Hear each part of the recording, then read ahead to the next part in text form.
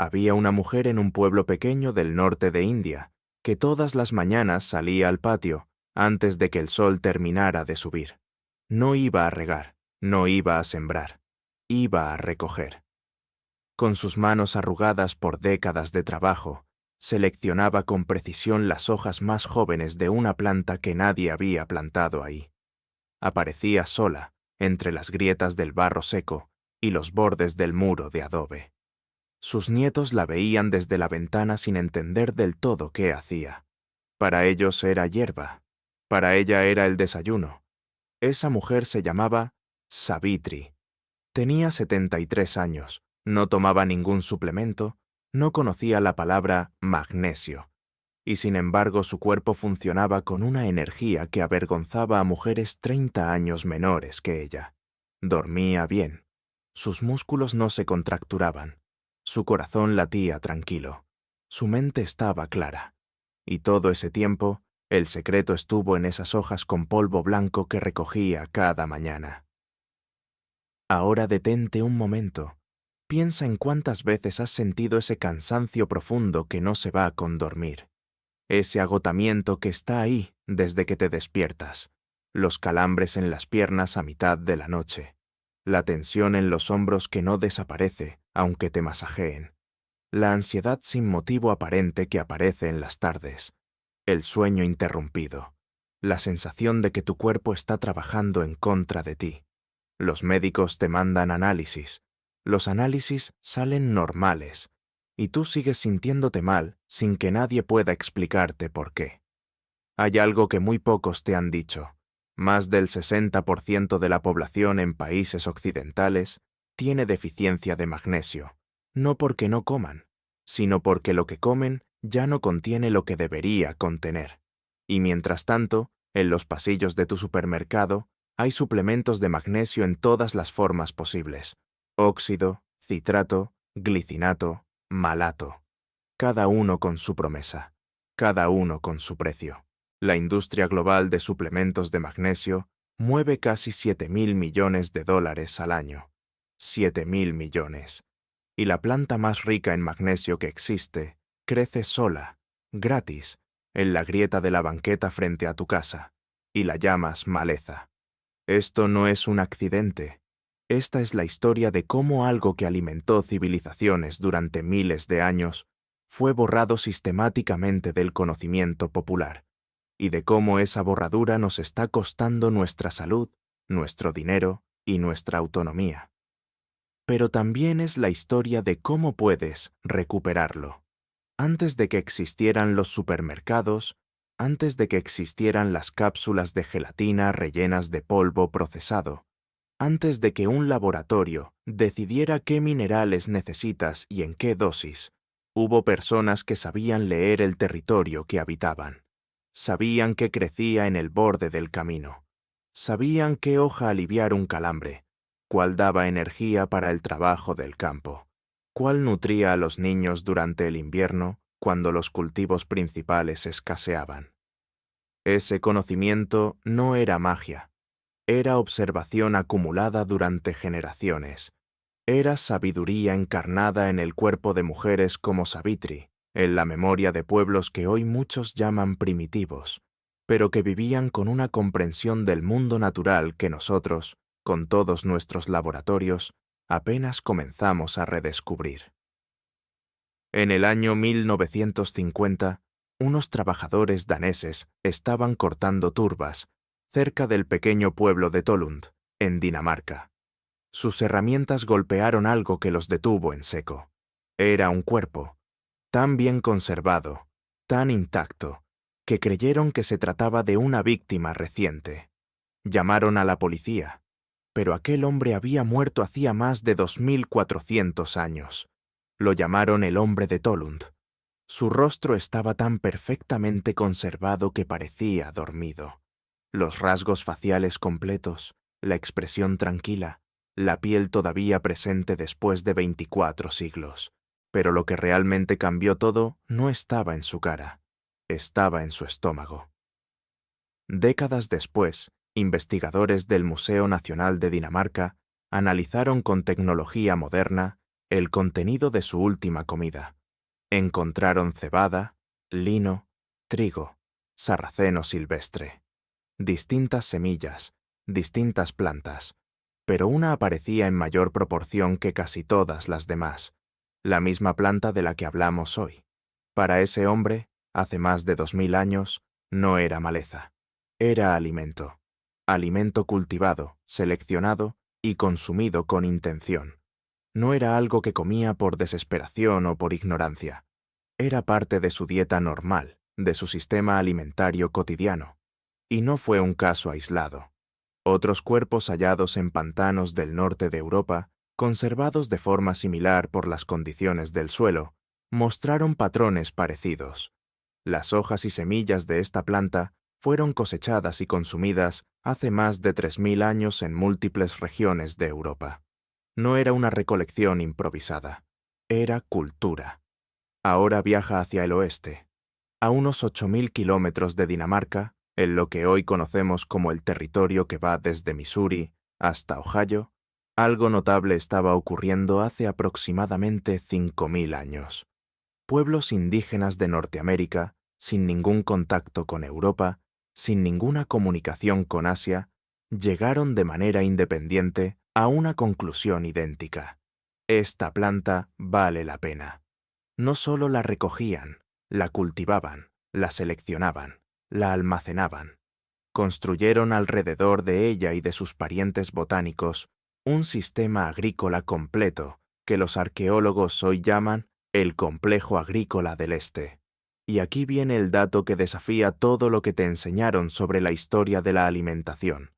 Ese sistema agrícola es anterior a la llegada del maíz desde México por casi 2000 años.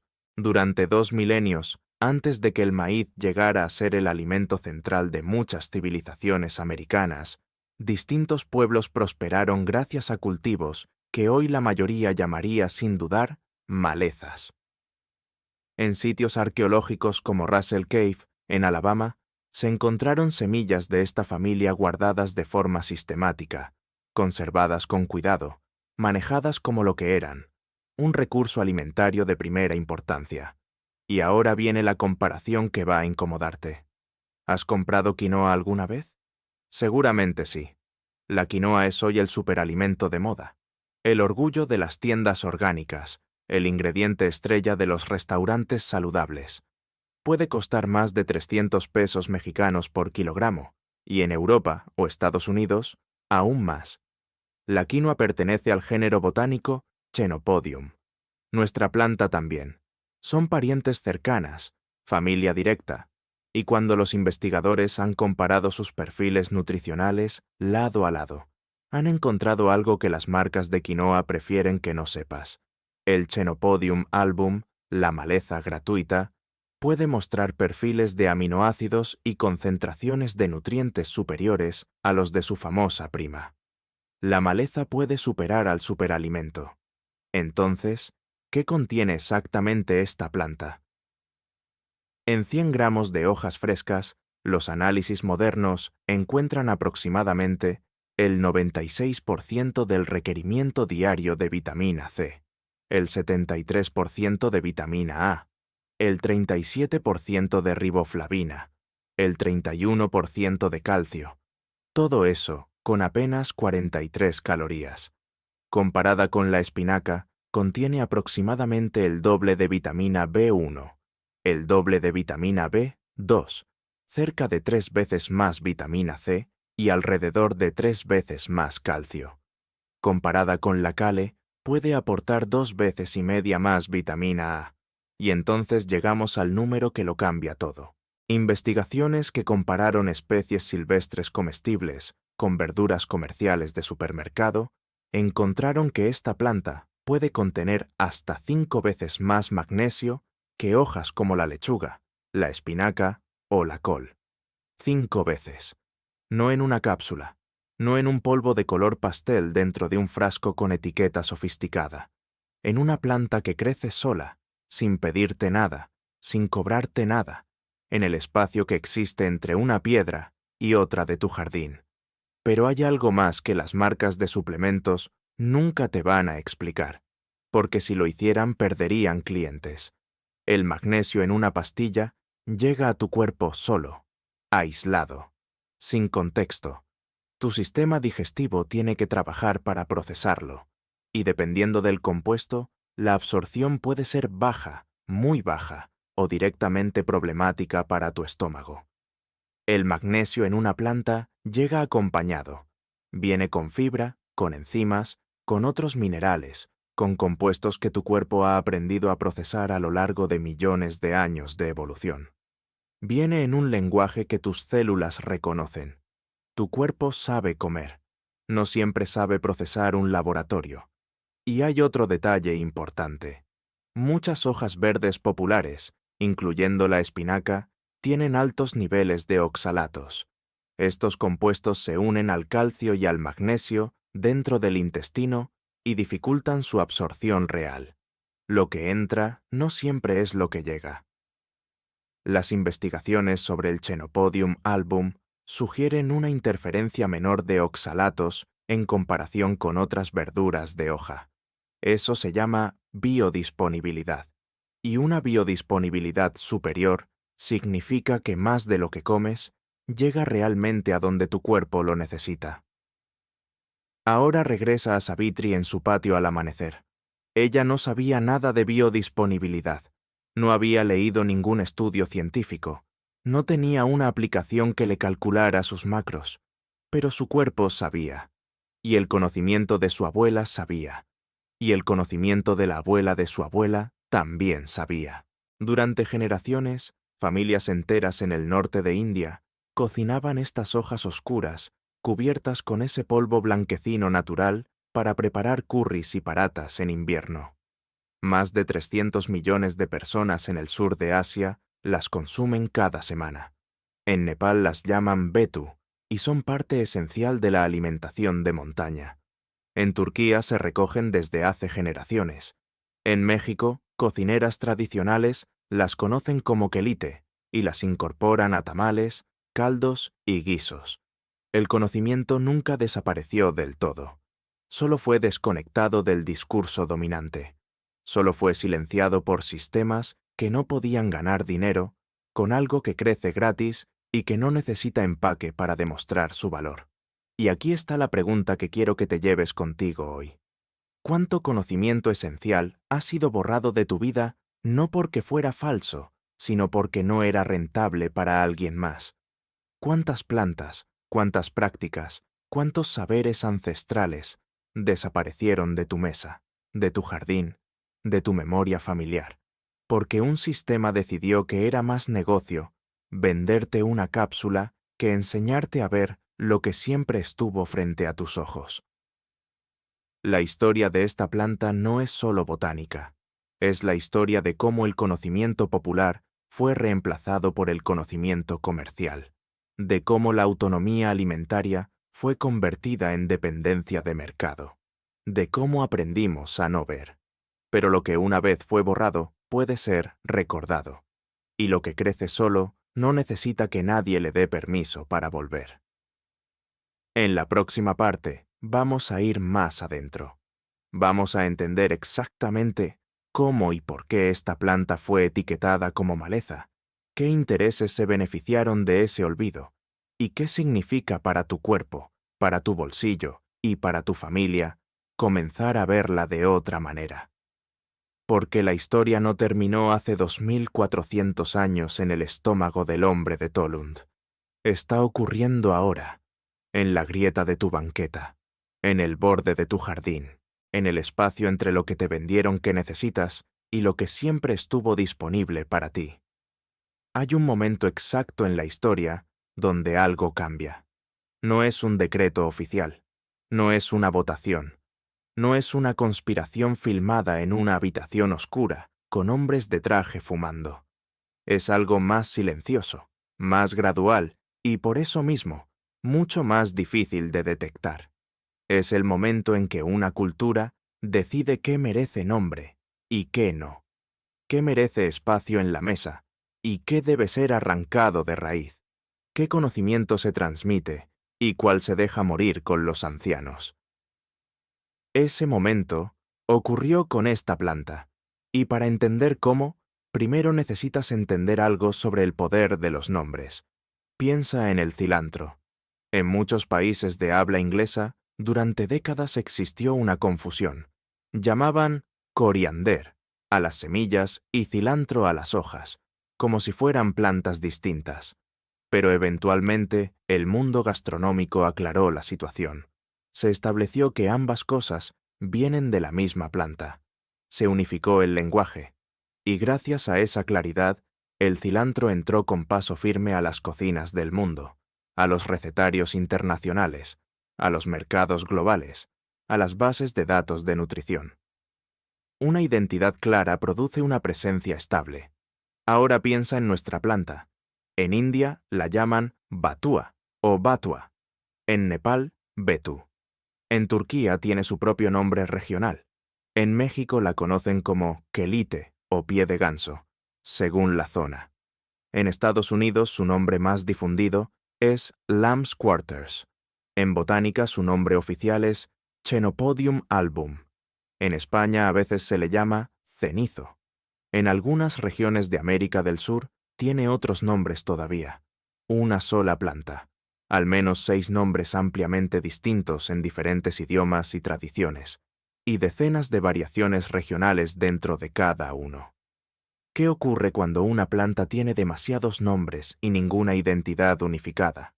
Que no entra en los recetarios internacionales, que no aparece en las campañas de nutrición, que las bases de datos de investigación la fragmentan entre categorías, que cuando un científico en Dinamarca estudia sus propiedades y otro en México también lo hace, sus datos no se conectan fácilmente, porque ni siquiera usan el mismo nombre para referirse a ella. Que cuando una organización agrícola internacional quiere promover cultivos nutritivos, necesita un nombre que funcione en todos los idiomas, y esta planta no lo tiene. No fue una conspiración planificada, pero el resultado fue exactamente el mismo que si lo hubiera sido. Desaparición cultural progresiva del discurso dominante. Ahora agrega a esa fragmentación de nombres otro factor: el ascenso de la agricultura industrial. A mediados del siglo XX, el mundo agrícola vivió una transformación radical que hoy conocemos como la Revolución Verde. Los rendimientos de los cultivos principales, trigo, maíz, arroz, se multiplicaron gracias a nuevas variedades, fertilizantes sintéticos y plaguicidas. El hambre del mundo, decían los promotores de este modelo, sería finalmente derrotada. Y en muchos sentidos, los rendimientos sí aumentaron. Los números eran impresionantes. Pero la Revolución Verde también produjo algo que nadie anunciaba en sus folletos: la simplificación radical del paisaje agrícola. Donde antes crecían docenas de especies distintas, útiles de formas distintas, ahora crecía un solo cultivo en miles de hectáreas. El monocultivo se convirtió en la norma, y en ese modelo, cualquier planta que no fuera el cultivo principal era, por definición, el enemigo. Le pusieron un nombre: maleza. Una maleza no es simplemente una planta que crece donde no la sembraste. Una maleza es una planta que compite con tu cultivo comercial por espacio, por agua, por nutrientes del suelo. Y en el sistema del monocultivo industrial, esa competencia cuesta dinero. Entonces la solución fue química: herbicidas cada vez más potentes, aplicados en cantidades cada vez mayores, diseñados para eliminar todo lo que no fuera el cultivo vendible. El Chenopodium album tiene una característica que lo convierte en el objetivo perfecto de esa guerra química. Crece en exactamente los mismos suelos y condiciones que los cultivos principales. Aparece en campos de trigo, de maíz, de soya. Crece rápido. Produce decenas de miles de semillas por planta. Puede sobrevivir en condiciones que matarían a muchos cultivos comerciales. En el lenguaje de la agricultura industrial, esas son las características de un enemigo formidable. En el lenguaje de alguien que sabe leer la naturaleza, esas son las características de una aliada extraordinaria. El problema no era la planta. El problema era el sistema que no podía tolerarla. Y aquí entra el tercer factor, el más poderoso de todos, el dinero. Cuando la agricultura industrial declaró la guerra a las malezas, necesitó aliados. Los encontró en la industria química, que vendía herbicidas, y también en la industria alimentaria, que necesitaba materia prima barata y predecible, cultivos uniformes que pudieran ser procesados en cadena, empacados, transportados y vendidos con márgenes de ganancia controlados. Una planta que crece sola no es negocio para nadie que vende semillas. Una planta que aparece sin ser sembrada no genera ingresos para nadie que vende agroquímicos. Una planta que cualquier persona puede recoger gratis en el borde de su jardín no produce clientes para la industria de suplementos. Pero una población que no sabe reconocer esa planta, que la arranca convencida de que es inútil, que luego siente los efectos de la deficiencia de magnesio en su cuerpo, y que entonces va a la farmacia o a la tienda naturista a comprar una cápsula de glicinato de magnesio a un precio que puede ser el equivalente a varios días de alimentación básica, esa población sí es un negocio. Un negocio de $7.000 millones anuales, para ser exactos. No estoy diciendo que los suplementos de magnesio sean inútiles. Algunos tienen su lugar y su momento, especialmente para personas con condiciones específicas o deficiencias severas que necesitan ser corregidas rápidamente.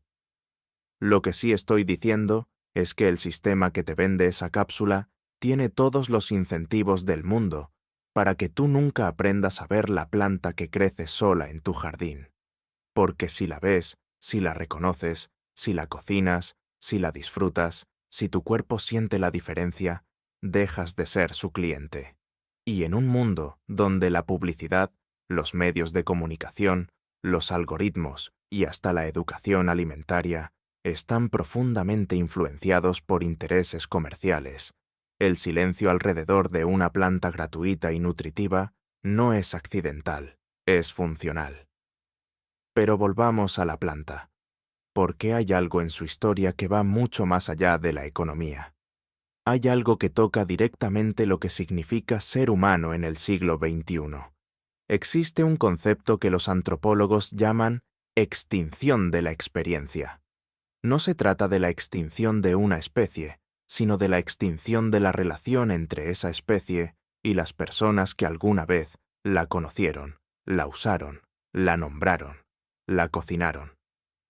Cuando los abuelos que sabían reconocer las plantas silvestres mueren sin haber podido transmitir ese conocimiento, no solo se pierde una receta, se pierde una forma de entender el mundo, se pierde una capacidad de percibir la abundancia donde otros ven vacío.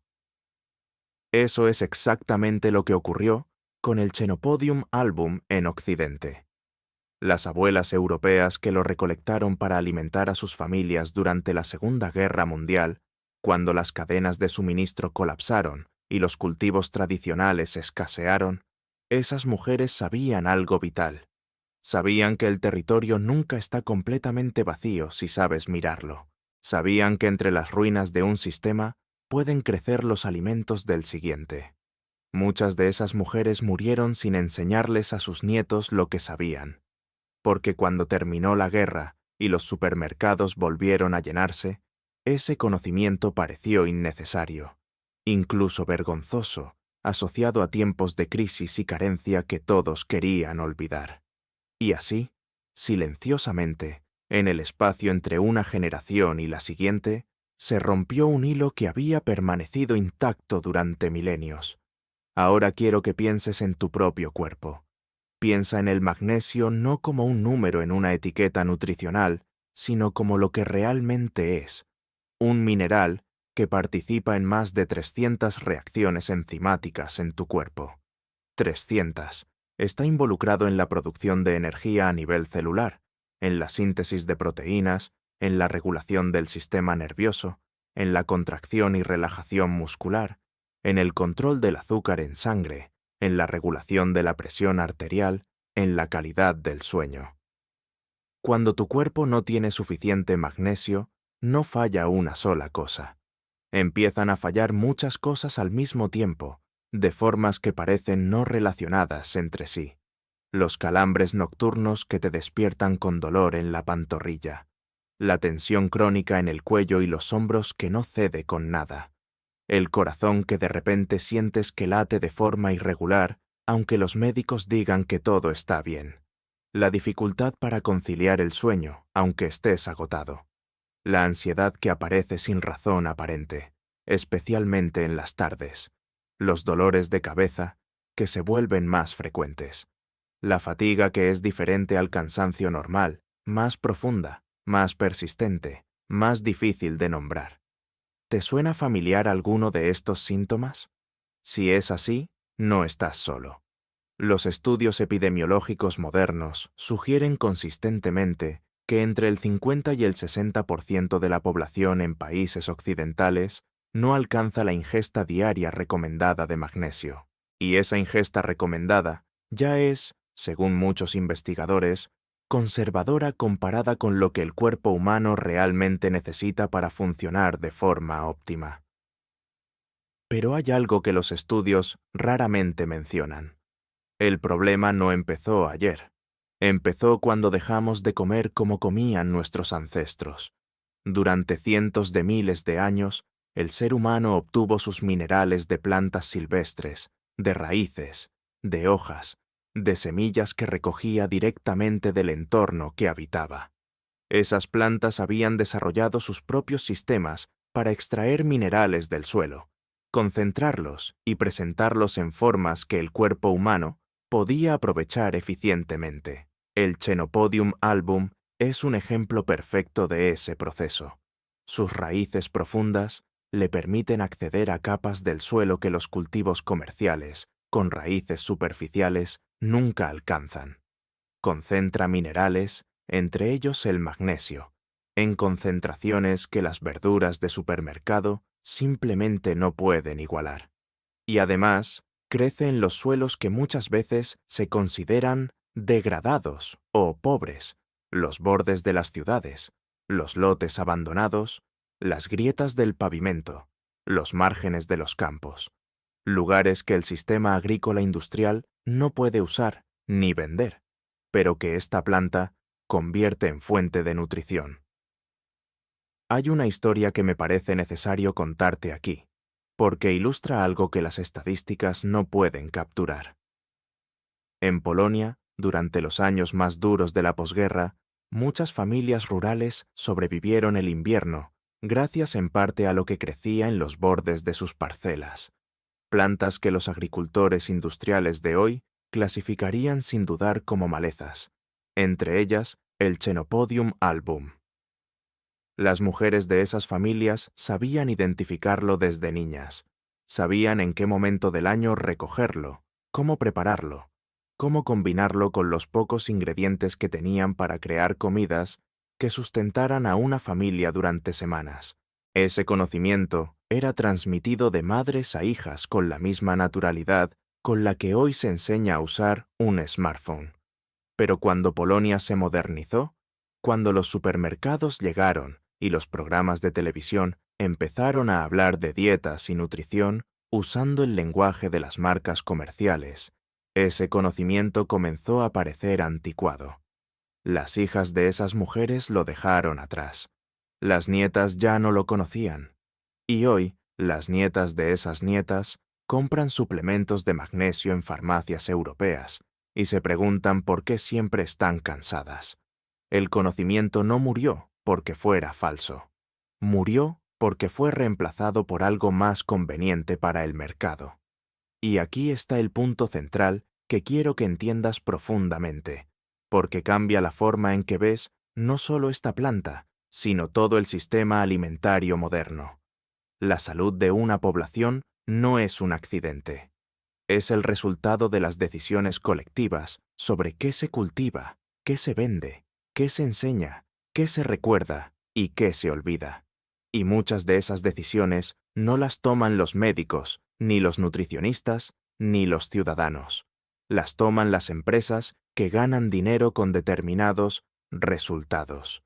Una población deficiente en magnesio Es una población que compra suplementos, que visita médicos por síntomas difusos, que busca soluciones en productos empacados, que depende de cadenas de suministro complejas y costosas para cubrir necesidades básicas que podrían resolverse con una planta que crece gratis en el jardín. Eso no es teoría. Son los números de una industria de 7.000 millones de dólares anuales que creció exactamente al mismo ritmo al que disminuyó el conocimiento popular sobre las plantas silvestres comestibles. Pero hay algo que el mercado no pudo eliminar completamente: las semillas. El Chenopodium album puede producir aproximadamente 70.000 semillas por planta. Esas semillas pueden permanecer viables en el suelo durante 40 años. 40 años esperando las condiciones correctas para germinar. No necesitan que nadie las cuide. No necesitan que nadie las recuerde. Están ahí, bajo tus pies, esperando. Eso es lo que el mercado no puede comprar, ni patentar, ni eliminar. La persistencia biológica de una planta que evolucionó para sobrevivir exactamente las condiciones que nosotros le imponemos. La arrancas y vuelve. La envenas con herbicida y desarrolla resistencia. La ignoras durante décadas y sus semillas siguen esperando bajo tierra. La llamas maleza y ella sigue apareciendo en las grietas, en los bordes, en los márgenes, en todos los lugares que el sistema no puede controlar completamente. Hay algo profundamente poético en eso, y hay algo profundamente práctico también, porque la pregunta que estás a punto de hacerte es la pregunta correcta. ¿Y ahora qué hago con todo esto? La respuesta no es tirar todos tus suplementos por la ventana, ni salir corriendo a arrancar plantas del parque sin saber lo que haces. La respuesta es más sutil, más poderosa y más duradera que cualquier gesto radical. La respuesta es aprender a ver. Aprender a ver lo que siempre estuvo frente a tus ojos, pero que el sistema educativo, publicitario y comercial te entrenó para ignorar. Aprender a hacer la pregunta que tus bisabuelos habrían encontrado obvia. ¿Qué crece aquí y para qué sirve? Esa pregunta es el inicio de una forma diferente de relacionarte con el mundo que habitas, con el suelo que pisas, con las plantas que crecen sin pedir permiso en los márgenes de tu vida. En la siguiente parte vamos a ir a lo concreto. Vamos a hablar de cómo identificar esta planta con precisión, cómo prepararla, cómo incorporarla a tu alimentación de manera segura y deliciosa, y por qué hacerlo ahora, en este momento de la historia, es un acto que va mucho más allá de la nutrición personal. Porque recuperar una planta olvidada no es solo recuperar magnesio, es recuperar una forma de entender la abundancia. Es recuperar una relación con el territorio que habitamos, que perdimos sin darnos cuenta y que necesitamos urgentemente volver a construir. Las semillas llevan 40 años esperando bajo tierra. Tú llevas quizás toda tu vida sin saber que estaban ahí. Ya es tiempo de cambiar eso. Hay un ejercicio que quiero que hagas ahora mismo, no cuando termines de leer. Ahora. Cierra los ojos por un momento e intenta recordar la última vez que comiste algo que tú mismo recogiste de la tierra, no comprado en una tienda orgánica con certificado de origen, no lavado, empacado y sellado en plástico con una etiqueta de precio, algo que tus propias manos tomaron directamente de donde crecía. Para la mayoría de las personas que viven en ciudades o en zonas suburbanas modernas, ese recuerdo no existe, o existe tan lejano, tan difuso, tan asociado a la infancia en casa de algún abuelo, que casi no parece real. Y sin embargo, durante la mayor parte de la historia humana, esa conexión directa entre la mano y la planta, entre el ojo que identifica y la boca que recibe, era tan cotidiana como respirar. Hoy vamos a empezar a recuperarla. Lo primero que necesitas es aprender a ver. Y aprender a ver significa entender que ver no es simplemente mirar. Mirar es lo que haces cuando pasas frente a una planta sin detenerte.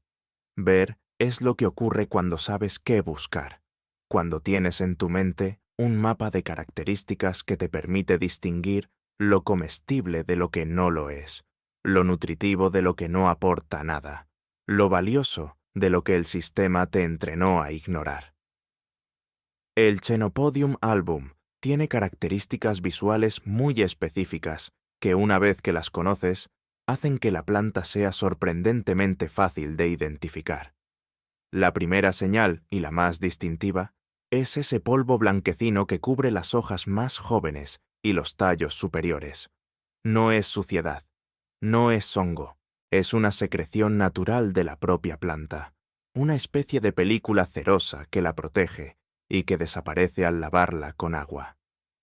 Si ves una planta con hojas que parecen haber sido espolvoreadas con harina muy fina, harina casi invisible pero claramente presente, presta atención. Es el primer indicador. La segunda señal son las hojas en sí. Las hojas jóvenes, las más tiernas y nutritivas, tienen una forma que los botánicos describen como triangular o romboidal, parecida vagamente a la pata de un ganso o de un pato, lo que explica uno de sus nombres populares en español, pie de ganso.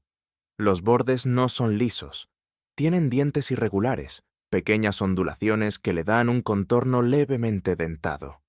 El tamaño varía, pero en plantas jóvenes las hojas suelen medir entre 3 y 7 centímetros de largo. La tercera señal aparece más tarde en el ciclo de vida de la planta, los racimos de flores. Cuando la planta madura, produce grupos densos de pequeñas flores verdes, agrupadas en espigas que se desarrollan en la parte superior y en las axilas de las ramas. Esas flores, con el tiempo, producen las semillas, miles y miles de semillas diminutas, negras y brillantes, que son en sí mismas un alimento extraordinario del que hablaremos en un momento. El tallo es erecto, con estrías de color verde y a veces rojizo o púrpura. Puede alcanzar desde unos 40 centímetros en plantas jóvenes hasta más de 1,5 metros en plantas maduras que han tenido espacio y agua suficientes.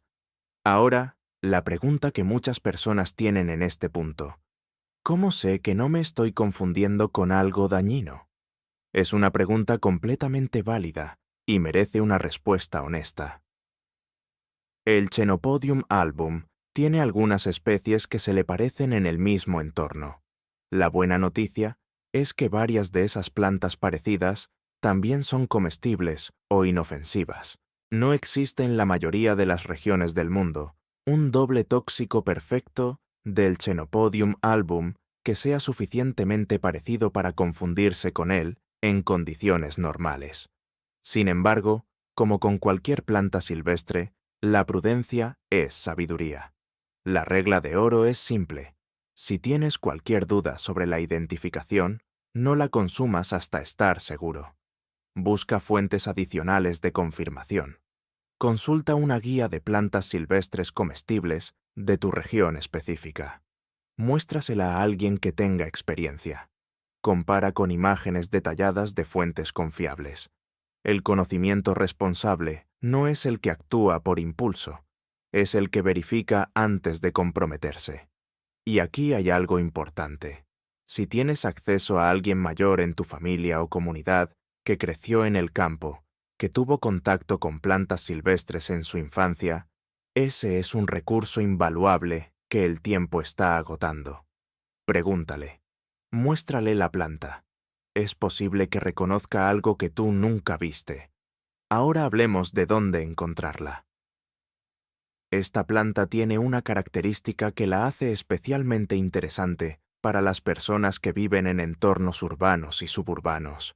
Precisamente le gustan los lugares perturbados, los suelos removidos, alterados, trabajados por la actividad humana.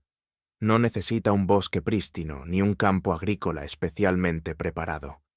La encontrarás en los bordes de las banquetas donde el asfalto se encuentra con la tierra, en los lotes baldíos que esperan ser construidos, en los bordes de los huertos y jardines, en las grietas entre las piedras de un muro, en los márgenes de los parques urbanos donde la hierba no es cortada con regularidad.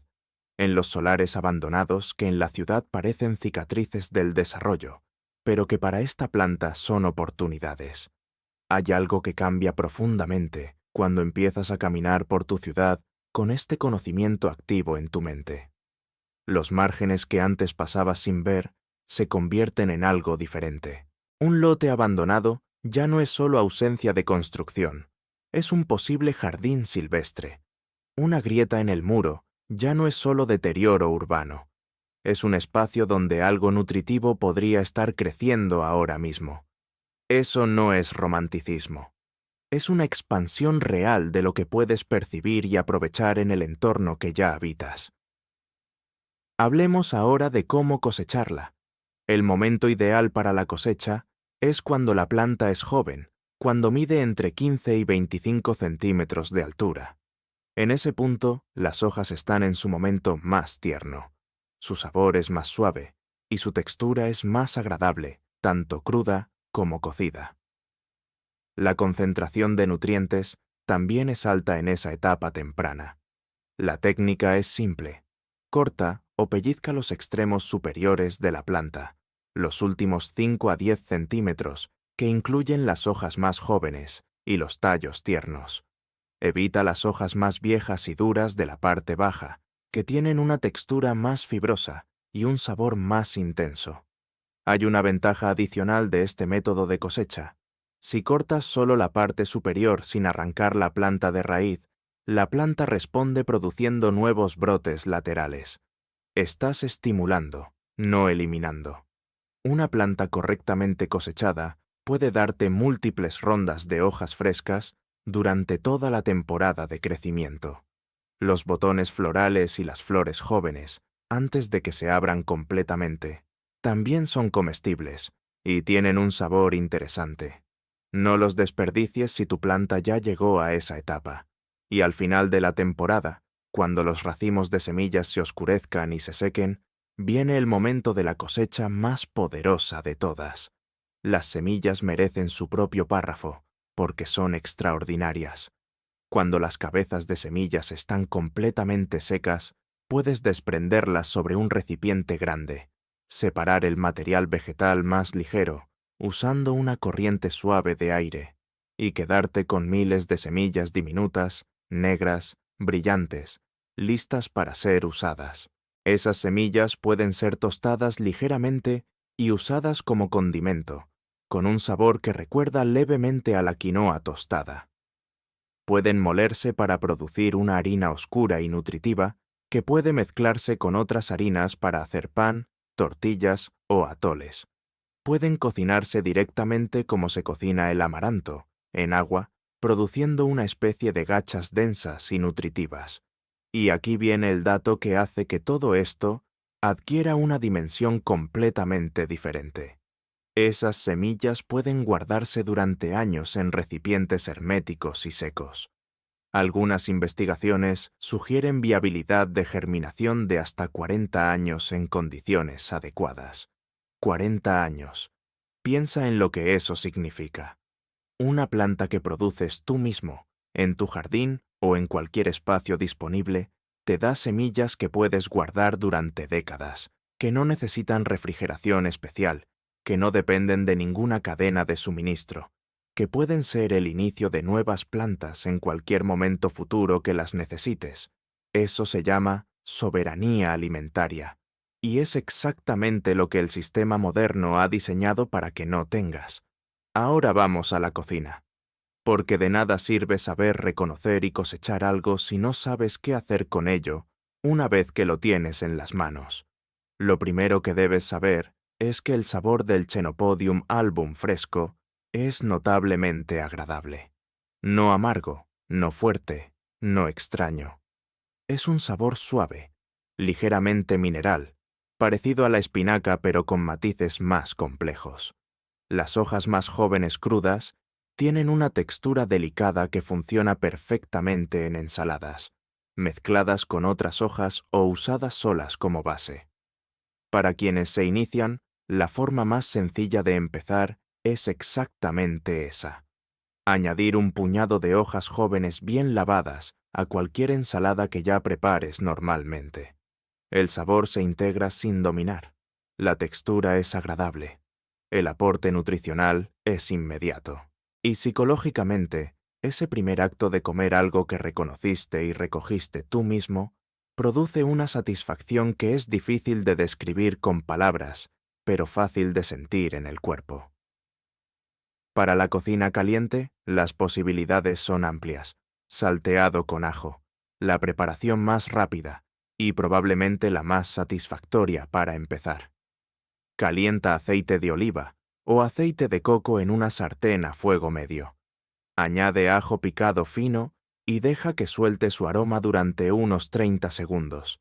Añade las hojas lavadas, todavía húmedas del lavado, y cocina revolviendo durante 2 a 3 minutos hasta que se marchiten y se integren con el ajo.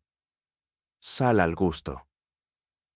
El resultado es un acompañamiento sencillo, nutritivo y delicioso, que puede servirse junto a cualquier proteína o grano. En sopas y caldos, añade un puñado generoso de hojas durante los últimos 5 minutos de cocción de cualquier caldo, sopa de verduras o potaje.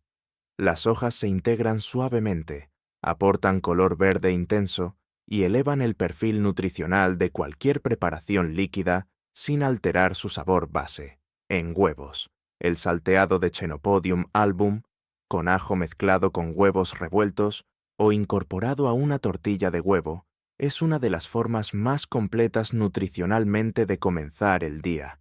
Proteína, minerales, vitaminas. Un desayuno que tus bisabuelos habrían reconocido como completamente normal. En tamales y guisos, como ya lo hacen las cocineras tradicionales de México, las hojas picadas pueden añadirse a la masa de los tamales o incorporarse directamente al relleno. En guisos de legumbres, especialmente frijoles o lentejas, la adición de estas hojas durante los últimos minutos de cocción produce platos de profundidad nutritiva extraordinaria. Hay una nota sobre la preparación que merece atención, no para alarmarte, sino para que tomes decisiones informadas. Como la espinaca y otras hojas verdes, el Chenopodium album contiene oxalatos.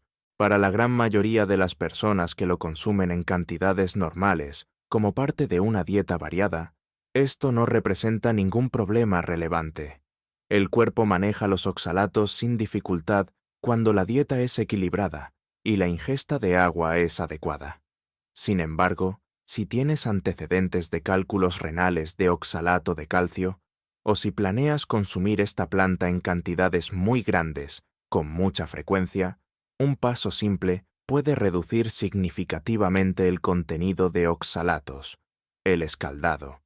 Basta con verter agua hirviendo sobre las hojas, dejarlas reposar durante 2 minutos y escurrir el agua. Parte de los oxalatos se disuelven en esa agua y se van con ella al escurrirla. El proceso es simple, rápido, y te permite aprovechar todos los beneficios de la planta con mayor tranquilidad. Ahora quiero hablarte de algo más grande que la nutrición. Quiero hablarte de lo que significa cultivar una relación consciente con las plantas que te rodean, en un momento histórico donde esa relación nunca ha sido más frágil ni más necesaria. Vivimos en un sistema alimentario que depende de una cadena de eslabones extraordinariamente larga y frágil. La comida que está en tu mesa esta noche recorrió en promedio miles de kilómetros antes de llegar ahí. Pasó por almacenes de refrigeración, camiones de transporte, centros de distribución, estantes de supermercado. Cada uno de esos pasos requirió energía, combustible, infraestructura, estabilidad política y mano de obra coordinada. Cualquiera de esos eslabones puede fallar, y cuando fallan, como hemos visto en emergencias recientes en distintas partes del mundo, los estantes de los supermercados pueden vaciarse en horas, no en días, en horas. La mayoría de las personas en las ciudades modernas no tienen alternativas cuando eso ocurre. Han perdido completamente la capacidad de obtener nutrición de su entorno inmediato porque nunca aprendieron a ver lo que crece en él. Pero las plantas no esperan que el sistema funcione para crecer. El Chenopodium album seguirá apareciendo en los bordes de las banquetas, en los lotes baldíos, en los jardines, sin importar lo que ocurra con las cadenas de suministro globales. Sus semillas seguirán esperando bajo tierra. Su capacidad de producir nutrición abundante en condiciones adversas no depende de ninguna empresa, ningún gobierno, ninguna infraestructura. Depende del sol, del suelo y de que alguien sepa mirarla. El cambio climático añade urgencia a esta conversación de una manera que muy pocos sistemas alimentarios están preparados para enfrentar. Las sequías se intensifican. Las olas de calor destruyen cosechas que antes eran predecibles. El agua de riego escasea y se encarece.